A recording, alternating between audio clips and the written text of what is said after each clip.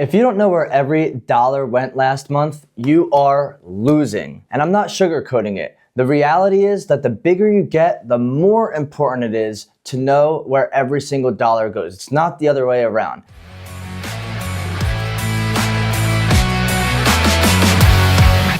It is a common misconception that once you have a lot of money, you can just spend money recklessly. And that is just not the way it is.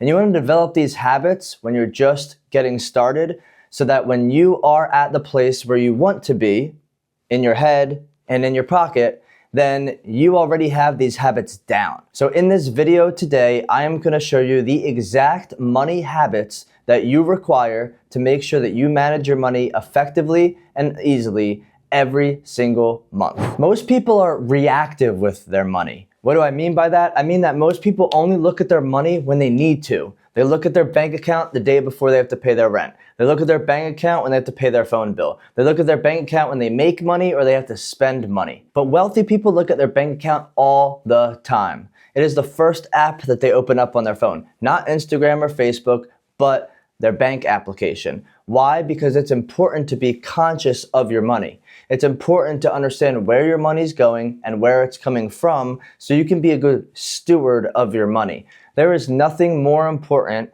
for your financial world than for you to first understand the flow of your money. And the only flow that you have to understand is your flow. And so you must have a good control over this process, and it must be something that you do every single day. The reality is that when most people look at their bank account, their emotional state, whether they feel good or bad, is all based on what number is in their bank account. Whereas other wealthy people don't even think about money that way. It's about how many assets you have. It's about how liquid you are. It's about what you can do with your money, not the money that you have. The wealthiest people that I know, except for the fact that things are going on in the world and they might be sitting on some cash, don't ever have any cash. They only have money in assets that are cash flowing, that are making them money, so they make money on their money. We don't sit with money in the bank. We don't sit and use our debit cards. We don't sit and wait so we can save up for the future. We utilize our money and make our money work for us. And that is exactly what I'm going to teach you how to do step by step right here, right now. Most people are reactive with their money. What do I mean by that? Is they check it after. They check it when they need to, whether they have to spend or whether they make money. They're checking to see when checks are getting into their account, or they're checking to see when they have to pay their bills, right before they pay their rent, right before their phone bill is due, right before they have to utilize it. Whereas wealthy people check their bank account all the time. You must have a control over this process. You might open up Instagram first or Facebook first, but wealthy people will open up their bank application first to see how was business yesterday, what do we have going in and out today, and how can I set my financials up specifically just today, one day at a time, to set myself up for success. And so you want to be cognizant of this process and not allow your emotional state to be determined by what's in your bank account. The two should have nothing to do with each other. And you'll learn to separate yourself from that process. And it all starts with these steps, starting with number one, which is your monthly money meeting.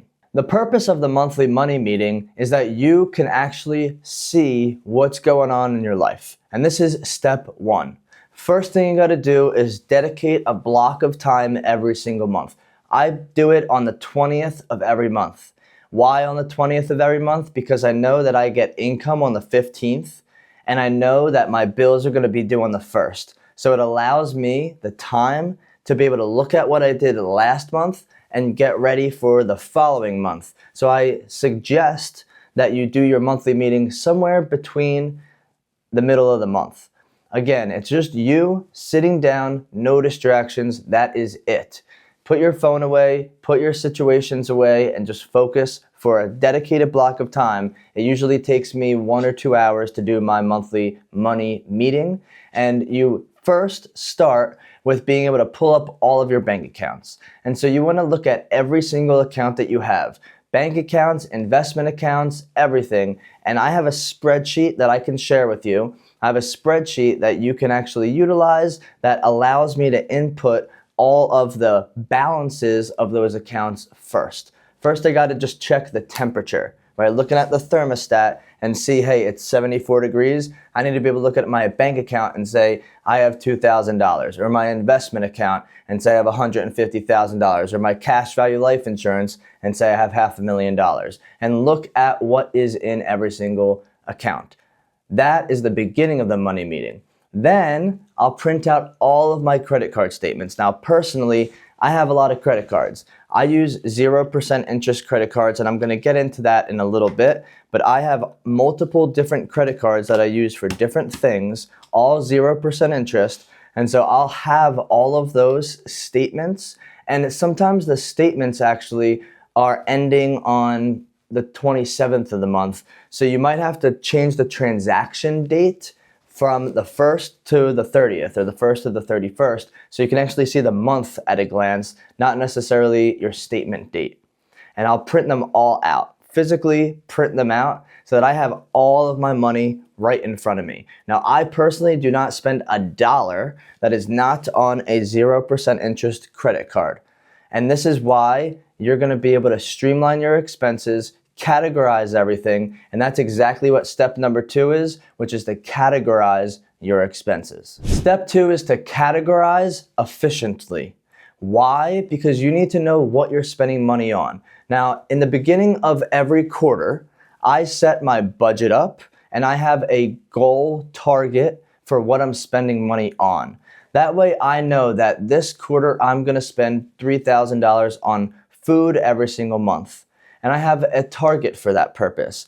When I categorize everything, I will literally take my pen and look at every single line item on every single bank statement and every single credit card statement and put an F next to it for food, a P next to it for personal expenses. For a guy, your personal expenses are the once in a while you go to CVS to get more deodorant and shampoo, or you get your hair cut every week or two, or whatever those situations that you need for you. My massage membership I'll put on there because I like to go get massages so I can relax after running all these businesses. The gym membership, this all goes into personal expenses. For women, you have your hair, your nails, your lashes, you have all these different things that you spend on you. So anything that I spend on me, I categorize as personal. I label everything with a T for travel. Travel includes my car insurance, my gas, Ubers, Lyfts, anything that you need, flights, anything that requires you to travel somewhere for some purpose using something beside your feet, I utilize for travel.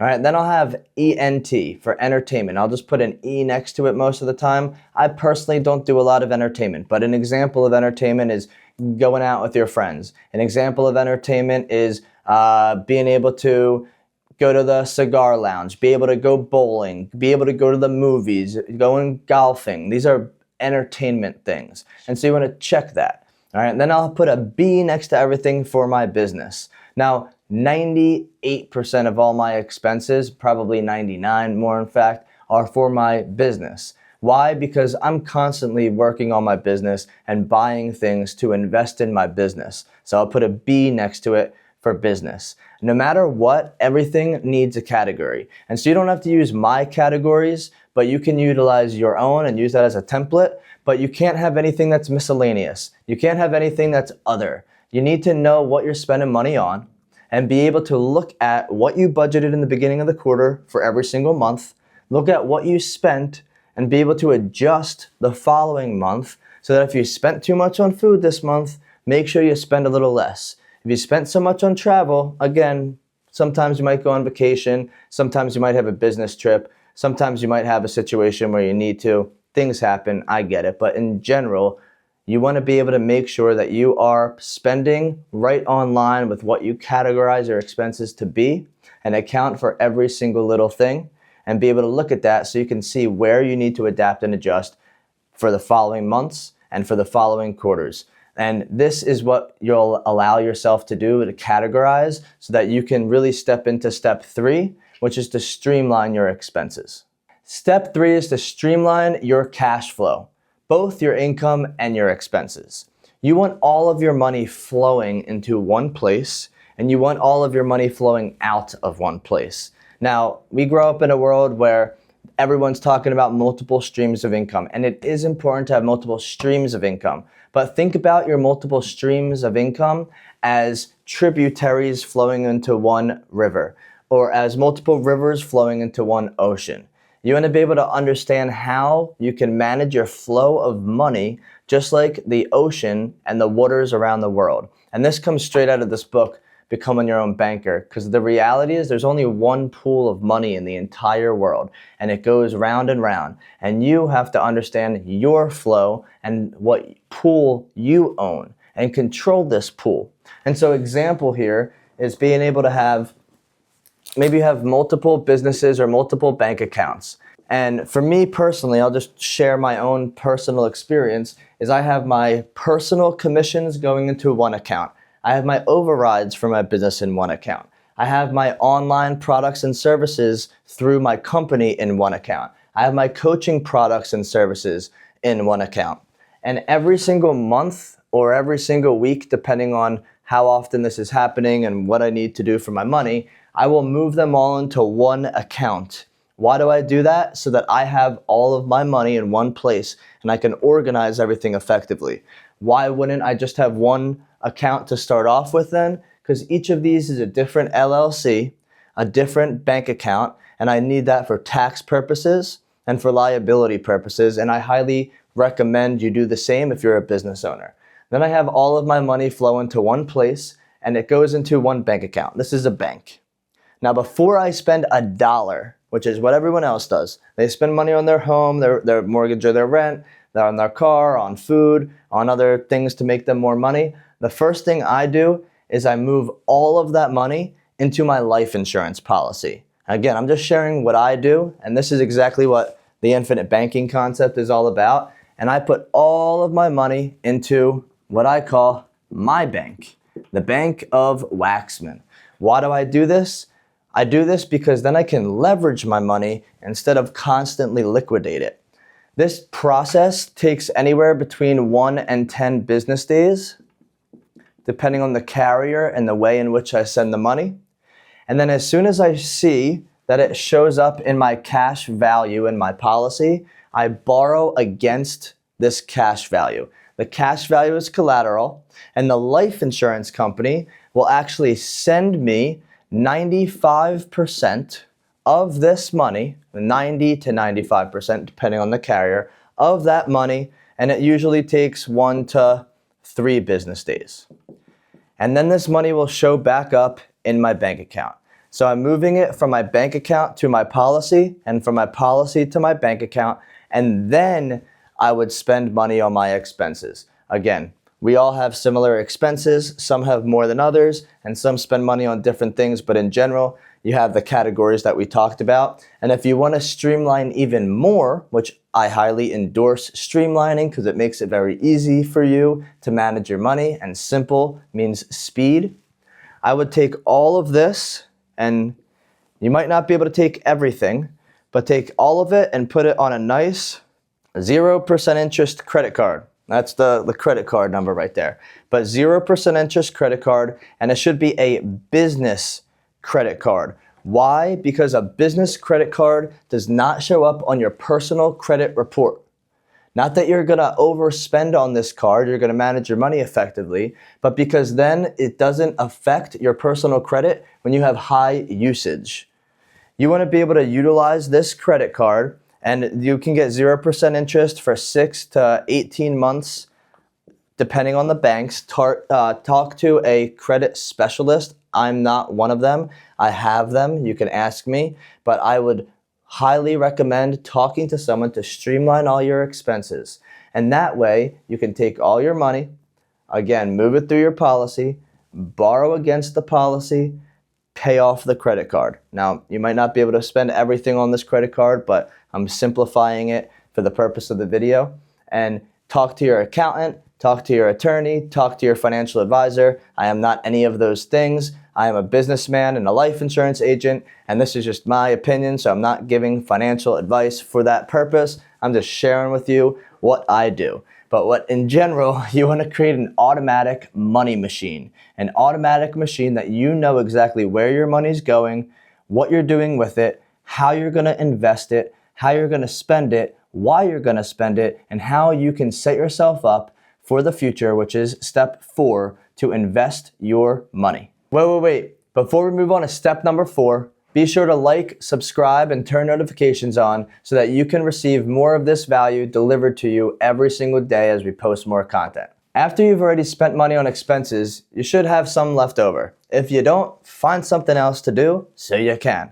If you're living paycheck to paycheck, either do something else with your life or go see how you can add more value to the place that you are currently at, to your boss, to your leader, to whoever you work with, and see how you can increase the value of the company and then go ask for a raise so you can make more money, because every single person in America deserves to have excess cash, more money at the end of the month, not month at the end of the money. And hopefully some of the things in this video will hit home for you and some of the previous videos about how to earn more income so that you can do this in your life, because this is where the wealthy beat everybody else. This is why the rich get richer and the poor get poorer, is that you invest your excess money. Now, personally, at this point in my life, I only invest in 3 things. You can invest in more than 3. I only invest in 3 things. First and foremost is myself. I invest in myself every single time. I am my highest rate of return. I am my highest return on investment. I control myself, and I know that I'm my best bet. And at the end of the day, any course, any personal development, any book, any coach, any mentor, anybody that's going to teach me how to get from where I am to where I want to go faster, better, and stronger than I know how to do myself, I will invest in, no questions asked. Number 2 is my business, marketing, people, equipment, anything that I need, systems, procedures, trainings, anything I need to grow my business. Also, I know that my business is going to grow more than any other asset out there. My business has grown over 450% from one year to the next every single year for the last 3 years, and it will continue to do that or more. And you're not going to find any other asset that does that every single year. So your business should be number 2. You can control yourself and your business more than anything else. Number 3 is multifamily real estate. Why multifamily, not single family? Because if one person has a problem and you own a single family home, now you have 100% of your home has a problem. Whereas if you have 100 units and one person has a problem, now you only have 1% of your asset that is a problem. Multifamily real estate grows over the last 40 years, appreciates 9%, and allows you, with inflation, to increase the value of your property as you increase rents. With single family homes, it's only appreciated about 4% over the last 40 years, so you get double the return with less headaches than in single family. Now, I'm a limited partner on multiple deals. I am not a general partner at this time, but I'm always looking for deals so that I can invest in, so I can deploy more capital. My personal rule is that I invest 40% of my money in myself and my business. I put 40% of my money away for the future, for real estate endeavors or expansion, or maybe buying other financial services companies so that I can buy people that are retiring's book of business and be able to add that to our book of business. And 3, I live off of the other 20%. So if you know what you live off of, you can divide your expenses by 20%, and that will give you how much income you have to earn to follow that. And I'm going to give credit where credit is due. That is Grant Cardone's 40% rule. And ever since I heard of that, I live by it. And so 40, 40, 20, he talks about 40% going to taxes. I will find a way to take that 40% and put it to myself instead of to Uncle Sam. And you do that by having a great accountant and being able to understand the tax code so that you can take advantage, not shortcuts, not loopholes, not any of that. Just understand, take advantage of knowledge and be able to do what the wealthy do, which is understand where your money's going, how to avoid taxes, and how to put more of that money back into your pocket so you can grow your wealth and leave a legacy greater than anybody else in your family has ever done before. Tonight, right now, not next week, not tomorrow, right now, set the date for your monthly money meeting. To make it easy, I do the 20th of the month.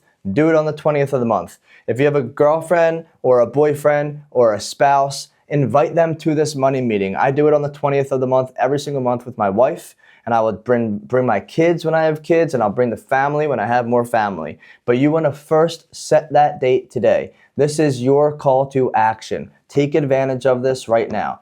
Second, understand how to categorize everything. Make your categories. Write it down right now. How are you going to categorize your expenses? And if you print out all your credit card statements and you realize you forgot a category, just add it later. Give yourself some grace. It's all good. You're going to have to find your own way to do this so that you can do it effectively in your own way. But again, you can borrow the ways that I've done it to help get yourself set up as a template. And lastly, make sure that you invest in yourself and your business and only things that are going to grow your wealth long term. Don't do all this instant gratification stuff. Don't try to invest in the next hot trend or the next stock that's taking off or the next crypto that just came out or the team in sports that's winning right now. Don't gamble. Don't go to the casino. Don't bet on sports. You work hard for your money and you deserve to have it all in your pocket. And not only deserve to have it all in your pocket, you deserve to make more money, keep more money, and multiply more money, which are things that most people don't know how to do. And this is what will set yourself and your family up for generations to come. A good man leaves an inheritance for his children's children. This is a proverb, and this is a way that I live my life. And you deserve to do the same. Start today, change your last name forever, and start being a good steward of your money so that you can change the way that your family has been for generations to come.